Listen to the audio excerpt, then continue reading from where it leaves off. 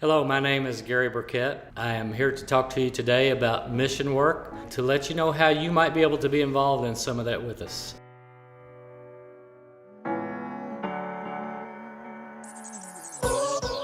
I'm there looking for open doors, always looking for opportunities to go into new places and share the word, share the gospel to people who may not have ever heard.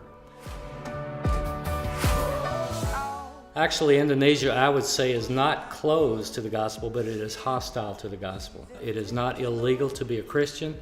It's not illegal to share your faith and even bring people into your faith. Pressure from Islam is so great that those who do give their lives to Christ often struggle with persecution. For instance, one leader that I met had just recently, within a week or two before I was there, had been caught sharing his faith and was surrounded by a gang of men, numbers of maybe up to 20 people who began to beat him very severely.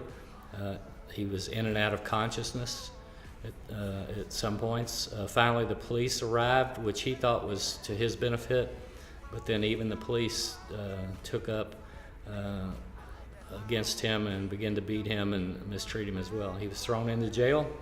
A very high bond put on him that they had to borrow the money to release him.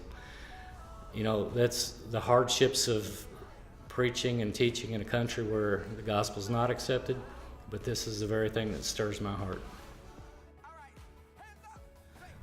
I have noticed that those who seem to be under the greatest persecution have the greatest faith. They have the greatest passion. They have a greater desire to spread their faith. And, you know, I think sometimes for us we just have to come to terms with where we are and what we need to do to reignite that passion in ourselves. And, you know, missions is not all about going across the world, it's going across the street. Yeah, it's working for me, yeah. And I believe. Honestly, I see it as an opportunity, and it's because of our difference, because of the difference in my appearance, the difference in our cultural makeup, the difference in the language. It becomes a drawing factor, and people are drawn out of curiosity as much as anything to come and see what's going on and what's taking place. It's working for me. There's a couple of different levels. We always invite everyone we meet to be praying for us and with us. So your portion may be praying, your portion may be giving and sending.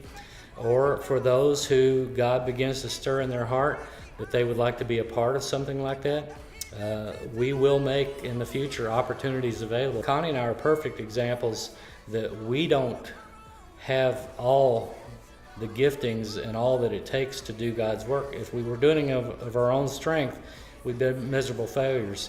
But God is looking for individuals who He can pour into and use.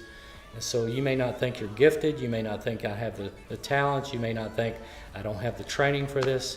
You're just the person God may be looking for.